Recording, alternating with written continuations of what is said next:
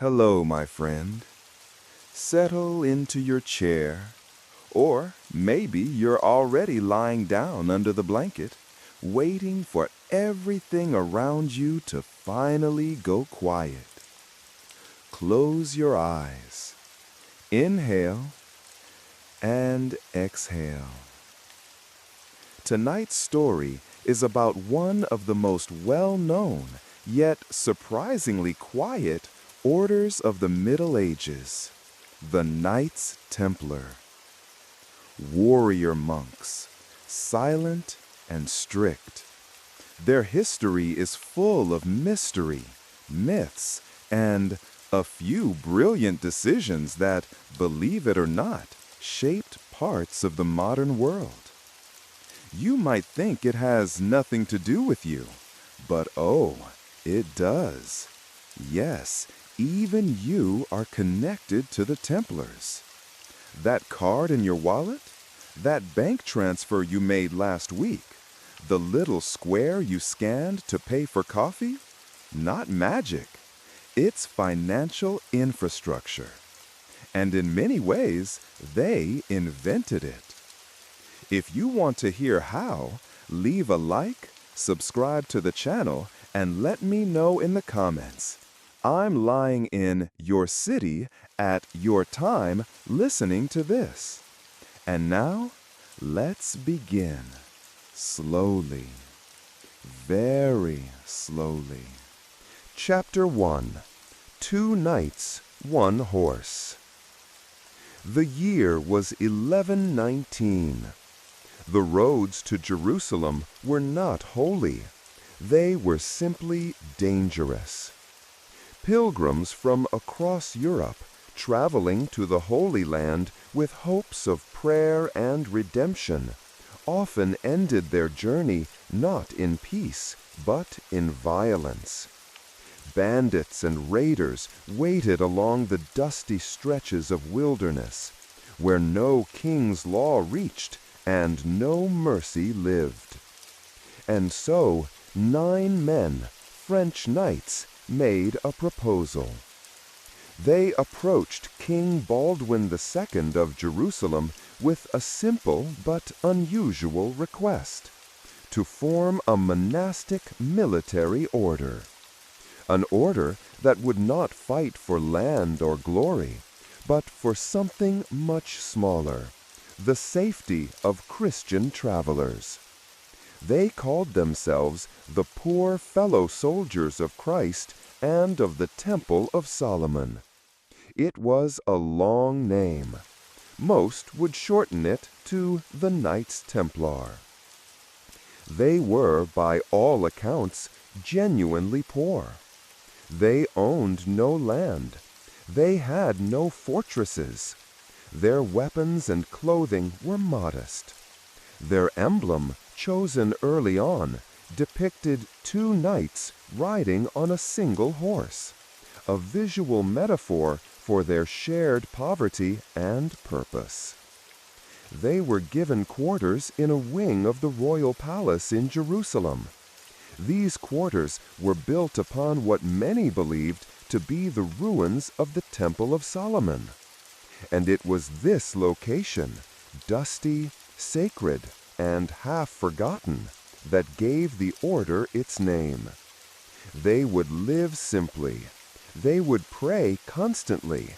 And, when needed, they would fight. But most days they did neither. For years they remained a small, obscure group. Their mission was noble, their image humble. They were not yet wealthy, or feared, or even noticed.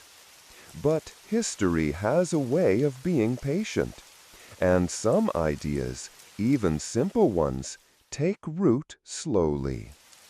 The Templars were about to change, not because they sought power, but because the world noticed how useful they were.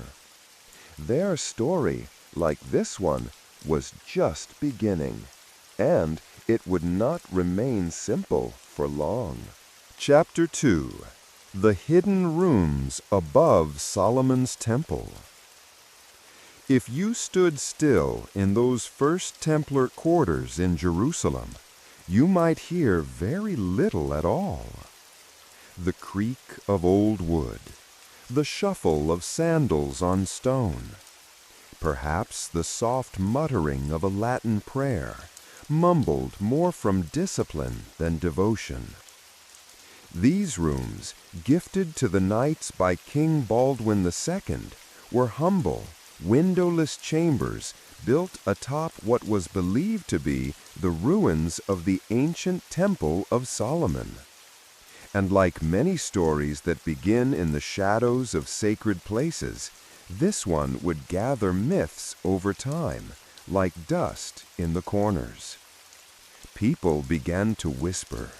The Templars, it was said, were digging, not just into the earth, but into secrets. Old secrets. Some claimed they found scrolls, others ancient relics. There were rumors, of course, that they had uncovered the Ark of the Covenant, or the Holy Grail, or something that no one should ever have touched. But there are no records of any such thing, only silence. And silence, like any empty space, tends to be filled by imagination. What we do know is that the Templars were not idle. They took their role seriously, guarding roads, protecting pilgrims, building small outposts. They were organized, disciplined, and remarkably efficient. And in time, that efficiency would attract attention. Pilgrims began to speak of them. Clergy wrote letters about them. Nobles began to notice them. And Bernard of Clairvaux, a powerful abbot and one of the great minds of Christendom, began to advocate for them. He saw in them not just soldiers, but symbols, proof that one could be both devout and dangerous, humble and heroic. Thanks to Bernard's influence, the Templars received something rare and valuable. In 1139, Pope Innocent II issued a bull, a formal decree that placed the order under direct papal protection. They would pay no taxes, owe no fealty to local kings, obey no law but Rome's. For a group that had started with shared horses and borrowed space, this was extraordinary. It was here, in these quiet, dusty chambers, that the Templars stopped being merely guardians of the road. They were becoming something else. A network, a system, a power. Chapter 3. Prayer, Paperwork, and the Birth of Banking. At first glance, the Templars were just monks with swords. They prayed, they rode, they fought. But beneath the surface of that white tunic and red cross was something far less romantic and far more clever. They had paperwork, lots of it. As donations from across Europe began to arrive, the order was faced with a surprisingly modern problem: how to manage money. Knights don't study finance, but necessity is a patient teacher. And so, the Templars, these supposed warriors of the cloth, became quiet masters of logistics, inventory, and what we now call accounting. They developed ledgers, receipts, systems of storage and distribution. They established commanderies across Europe, miniature hubs of activity that collected grain, livestock, textiles, and, of course, coin. But the most innovative idea of all came from a simple question: how do you safely move money across thousands of miles? The answer was paper. A pilgrim in Paris could deposit their silver with the Templars and receive a note, a written promise of value. That same pilgrim could travel to Jerusalem and present the note to another Templar house and receive the same amount back. No coins to carry, no risk of robbery, just the quiet efficiency of trust, ink, and a seal. It was, in essence, a check, and it worked. The Templars had created a prototype of international banking. They didn't call it that. They didn't trademark it or announce it with fanfare. But it existed, silently threading its way through the heart of Christendom, one transaction at a time. Of course, not everyone was thrilled.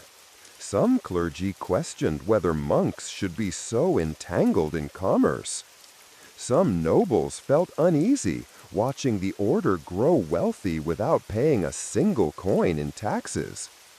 And some kings began to squint at the Templars' rising influence and their rising stacks of silver. But for now, the system held. The order prospered. Pilgrims traveled with a little more peace of mind. And the Templars? They prayed, they counted, and they built something far more enduring than a sword. They built trust. Chapter 4. The Seal, the Cross, and the Silent Power. When a letter arrived from a Templar house, it bore a seal, a small, simple circle of wax, often marked with a pair of knights riding a single horse. It was the same symbol from their earliest days. And yet, by the 12th century, it no longer meant poverty. It meant something far more unsettling: authority. The Templar seal had come to symbolize legitimacy. Letters bearing it were trusted. Orders sealed with it were obeyed. Behind it stood not just armed men or praying monks, but a vast, organized machine that stretched from Scotland to Syria. It's easy to think of the Templars as soldiers in armor, but most were not. For every knight on horseback, there were dozens of clerks, messengers, stewards, builders, cooks, translators, and accountants. The Templar system was a quiet empire of logistics. The red cross they wore was stark and clean, a sharp symbol on a white cloak. It did not shimmer or shine. It simply stood. It meant discipline, simplicity, obedience, and, increasingly, power. Not the loud kind of power, not speeches or crowns or trumpets, but the kind that moves quietly through locked doors. The kind that signs papers, balances ledgers, and decides which ship sails with what cargo. Their commanderies were more than military outposts. They were hubs of information. Letters passed through them. Supplies were routed through them. Diplomats met in their halls, and treasures were stored in their vaults. They built their own fleet of ships, quietly, without banners, just vessels that moved pilgrims and cargo, grain and gold from one trusted point to another. By now, the Templars were more than a religious order. They were a brand, recognized, respected, and, for some, resented. Chapter 5. Castles, Coin, and the Growing Unease. The Templars did not just build banks. They built castles, thick-walled, angular, and unmistakably theirs. Across Europe and the Levant, their fortresses rose like silent sentinels, carved in stone and discipline. Each commandery was both a sanctuary and a signal. The order was here, watching, recording, storing. Within their walls were not only nights and prayers, but vaults and ledgers. Rooms filled with records, grain, wine, relics, textiles, and coin. Some were bustling hubs of trade. Others were simply places to wait. But all were connected by a quiet rhythm. Collect, protect, account. The Templars owned land in France, England, Spain, Italy, and beyond. They collected rents. They farmed. They operated vineyards and mills. Their income came not from conquest, but consistency. While kings warred and taxed, the Templars simply persisted. And their coffers swelled. From monarchs facing empty treasuries, the Templars became an obvious choice. Wealthy, discreet, and shockingly efficient. They lent money. They held collateral. And their agreements were clear, sealed, and usually honored. But the more a king borrowed, the more he owed. And some kings, especially one particular king of France, began to wonder if the cross on those cloaks wasn't just a symbol, but a threat. King Philip IV owed the Templars a fortune, and as his own crown grew heavier with debt, he began to look at the order with narrowing eyes. Why were they exempt from taxes? Why did they answer only to the Pope? Why did they store so many secrets? It wasn't long before suspicion turned into something darker. Whispers became accusations, allegations of heresy, secret rituals, idols, sin. And though the Templars prayed and served and carried on as before, a shadow had begun to gather over their walls. A storm was coming. But storms, like debt, build quietly. Chapter 6. Friday the 13th. It began like any other morning. The date was Friday, October 13th, 1307.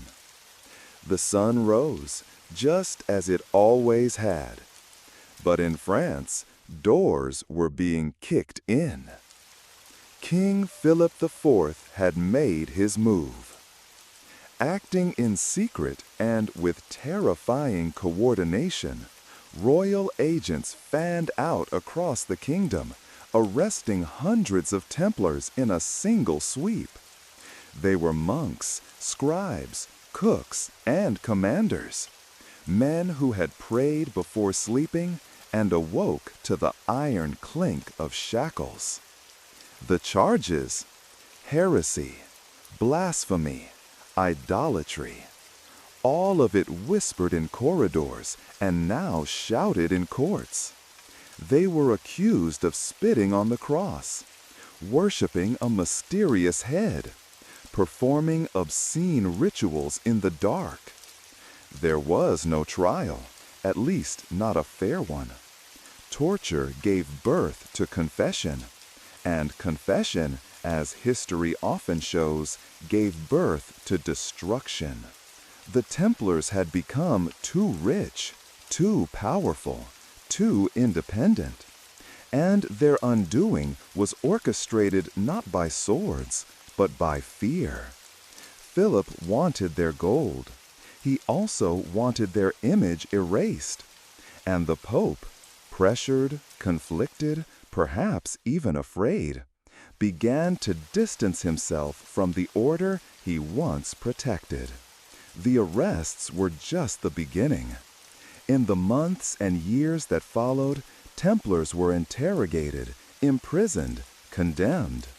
Their properties were seized, their documents burned, their reputation fractured. And all because a king needed money. History would remember the date, Friday the 13th, a day now tied forever to misfortune, began with a silence broken only by the sound of doors crashing open.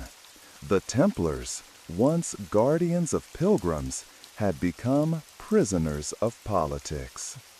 And the storm had arrived. Chapter 7. Confessions in Chains.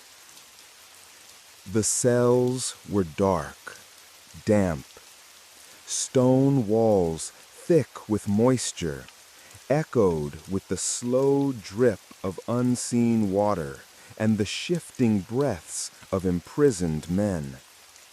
They were monks, yes, but also men. And men, even the most disciplined, break under pain. In those stone chambers, the truth became flexible. Under torture, Templars confessed to things they had never done, to kissing strange idols, to denying Christ, to worshiping a severed head. These were not detailed beliefs, just desperate answers to make the pain stop. Some recanted later. Some didn't live long enough to. The interrogations were carried out not by enemies, but by their own, fellow Christians who had once knelt beside them in prayer. The Church, under pressure from Philip IV, had agreed to investigate the order, and what began as a political maneuver slowly became a public unraveling.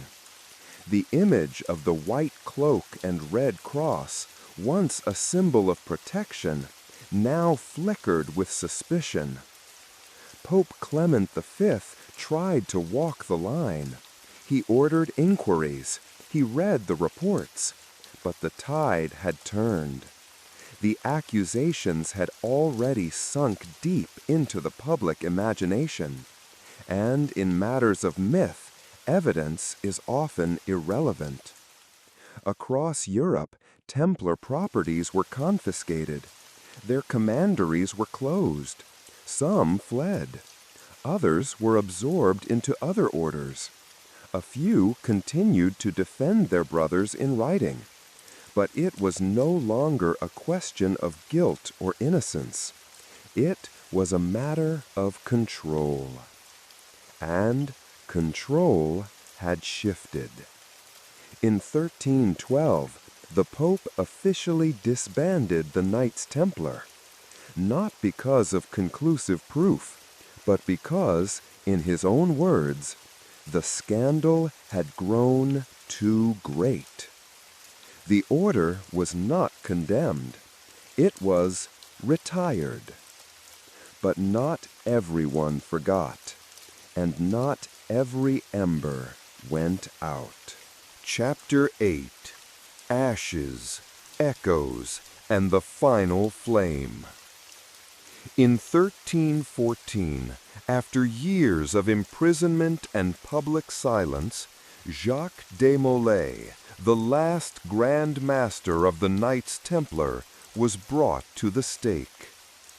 He had confessed, then recanted, then confessed again, and finally he refused. He denied the charges one last time, not in a whisper, but in a clear voice that carried over the crowd. Paris watched as he was bound to the wood. The fire was lit. Flames curled around his robes. Smoke clung to the air. And as it rose, so too did his voice. According to some accounts, Jacques de Molay called out a curse. inviting both Pope Clement and King Philip to stand before God within a year. History, in its cruel symmetry, notes that both men were dead within months. The Templars were no more, their symbols erased, their power scattered, their name whispered mostly in suspicion. But what they had built, the idea of an order outside of kings, of discipline bound to mission, of financial trust carried across borders, did not die. Their castles became homes, their roads remained, their records, some vanished, some remained sealed, and myths grew where memory faltered. Some say the Templars lived on, secretly. Others believe their treasure still lies hidden, and some whisper that they became something else entirely, the foundation of other orders, of secret societies, of modern banking itself. The truth? Hard to say. But myths, like embers, don't vanish. They smolder, and sometimes they spark again. So the next time you swipe a card, or seal an envelope, or see a red cross stitched in white, remember the silence, the discipline, the ashes, and perhaps the faintest echo of hoofbeats. Chapter 9. Maps, Myths, and the Vanished Gold. After the fire faded and the ashes cooled, only one thing remained truly unsettled: the treasure. The Templars were not just monks and warriors, they were bankers. And bankers keep ledgers, records, secrets. So where then did it all go? Vaults were found empty, strong boxes missing. Gold, silver, relics, and royal IOUs nowhere to be seen. It was as if the order, in its final days, had hidden the sum of its centuries behind whispers and locks. Legends began to grow. That carts laden with treasure had left Paris the night before the arrests. That ships bearing the Templar cross had sailed from La Rochelle, heading west into uncharted waters. That somewhere, in Scotland, in Portugal, beneath the Vatican, or in the catacombs of forgotten castles, the treasure remained. Maps surfaced. Most were fakes. Some were riddles. All promised that somewhere a key remained. Treasure hunters searched. Some still do. But perhaps the true treasure wasn't gold. Perhaps it was the model, an international network bound not by blood or crown, but by belief and ledger, a system where trust could move silently across borders under seal. The real wealth may have been the system itself. And like all systems that touch money and mystery, it refuses to die. So the next time you hear a myth of buried gold, of lost ships, of coded manuscripts, remember, the Templars left behind more than stone. They left behind an idea. And ideas are harder to bury than coins. Chapter 10. Templar Echoes in the Age of Reason. The centuries passed. The world changed. Gunpowder replaced swordplay. Nations formed. Science took root. And yet, In quiet corners of libraries, in the margins of old books, in the hushed conversations of secret societies, the Templars lived on. Not in flesh, but in thought. During the Enlightenment, when reason and skepticism bloomed, there were those who looked backward. Masons, philosophers, occultists. They saw in the Templars a kind of prototype, disciplined, independent, shrouded in ritual and meaning. They borrowed symbols. They invoked their names. Some claimed lineage. Some invented it. And so the Templars entered a new realm, not of politics or war, but of mythos. In Parisian salons and Masonic lodges, whispers of the order continued, that they had preserved secret knowledge, that their rituals contained lost wisdom, that behind their silence had always been something deeper, something cosmic. It wasn't history anymore. It was heritage, or at least the illusion of it. Even Voltaire made note of them, as did Goethe, as did curious clergymen and rogue scientists. The Red Cross became more than a relic. It became a cipher. And in doing so, the Templars gained a second life, not on battlefields, but in blueprints, manifestos, and hidden handshakes. Their truth faded, but their shadow lengthened. In the age of reason, irony reigned supreme. The warriors of faith became saints of speculation. And the silence they left behind, louder than ever. Chapter 11.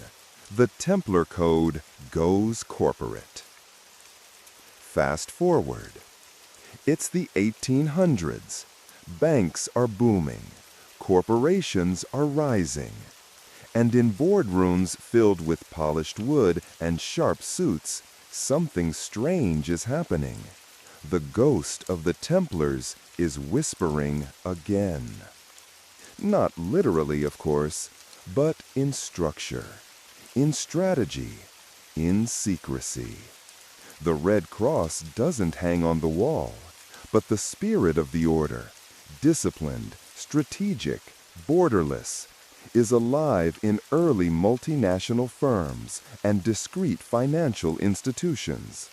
Vaults, seals, global networks, protected documents, and always silence. Some corporate founders even fashioned themselves as modern knights, champions of order, efficiency, and capital.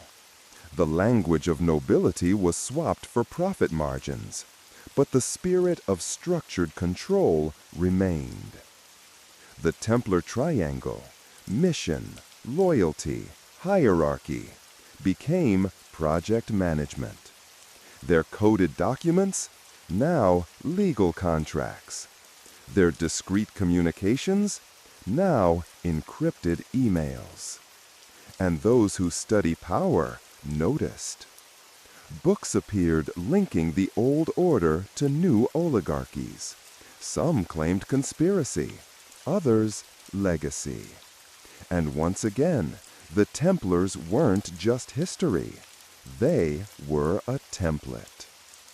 Whether in Swiss banking vaults or the bylaws of secretive holding companies, the Templar way, rule-bound, loyal, self-contained, found new life in the modern world. So, when you walk into a marble-lined bank, when you see a logo with ancient roots, when you feel like decisions are made far above your head in glass towers, you might, just be feeling the echo of knights who never truly left. Chapter 12. The Red Cross in the Digital Age. And now we arrive in the present, or close enough. A world run on code, transactions made in milliseconds, networks spanning oceans and satellites, and yet traces of the Templars remain. You might not see them, but their fingerprints linger in the foundations. Encrypted ledgers, secure authentication, cross-border trust protocols, terms we use in tech and fintech, yet echoes of a medieval model. The Templar logic was simple. Build trust where no law can reach, protect it with discipline, and move it across borders without fear. Modern banking apps do the same, only faster. Digital wallets, secure vaults, transaction trails, and behind it all, architecture built on the very ideas the Templars once protected with steel. Even cryptocurrency, for all its modern flair, shares the Templar ethos. Decentralized, cryptographic, borderless. A silent network of trust that does not ask for permission. Of course, this is not a one-to-one legacy. The Templars didn't code blockchain, but their principles, order, trust, silence, map neatly onto our digital frameworks. They were the guardians of information. So are our servers. They believed in sealed records. So do we. And somewhere in the hum of data centers, in the cold vaults of offshore accounts, in the terms and conditions you never read, the quiet rhythm of Templar thinking pulses on. No swords, no horses, just silence, order, and the digital cross. Chapter 13. The Templars never died. They transformed. So, did they survive? Not as a single group, not with swords and banners, but in pieces, scattered, absorbed, reborn. In Switzerland, some say the traditions lived on. In Portugal, the Order of Christ was founded on the same bones, blessed by the same popes. Explorers carried their sigils across oceans. Bankers carried their ledgers across borders. The name faded, but the DNA remained. And every time the world changed, through empire, through revolution, through digital birth, those silent Templar principles found new masks. Loyalty, discipline, codes, networks. Whether in the Vatican archives or the architecture of the internet, in the privacy of encrypted apps, or the oath of a modern intelligence officer, the echo of the Templar mind persists. They were not just soldiers. They were structure. They were not just monks. They were models. And in a world still ruled by silent systems and sealed knowledge, it may be that they never really disappeared at all. They just took off the armor and put on a suit. Chapter 14. The Seal, the Silence, and You. So here you are, wrapped in blankets, eyes drifting closed, listening to a story that began almost 1,000 years ago, and somehow hasn't ended yet. You don't carry a sword. You probably don't whisper vows of poverty or ride into deserts, but still, the echo touches you. You trust banks. You log in with passwords. You expect order behind the chaos. That's the Templar inheritance. You believe in private messages, secure links, protected files. That's their language, just with fewer candles. You rely on systems, expect them to hold, want them to be fair. That's the monk-knight mindset, repackaged for the digital age.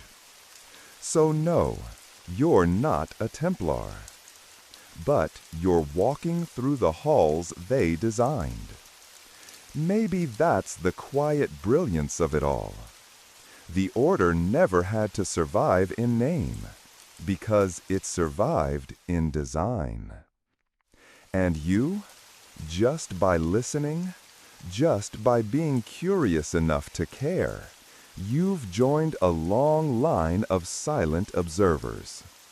The seal may be faded, but the silence, it's still working. And that's enough for tonight. Chapter 15, A Boring Goodbye, signed with a red cross.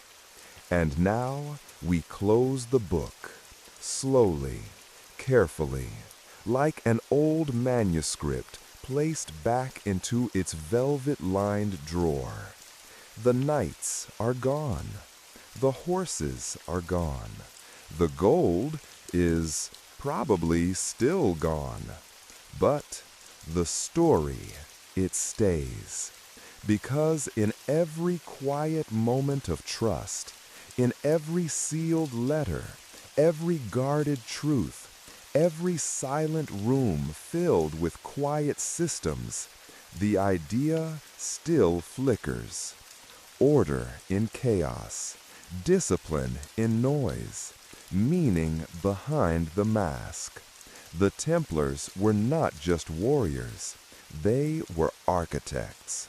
And some structures do not collapse, they just get remodeled. You may forget their names, their sigils, their long Latin titles, but tonight, some part of you has remembered what they meant, and that's enough. So now, rest. Sink into the quiet. Let the echo of hooves and hymns fade into the hum of your ceiling fan. And if you dream of ancient halls and silent vows, that's fine too. Good night, little banker monk. Sleep well.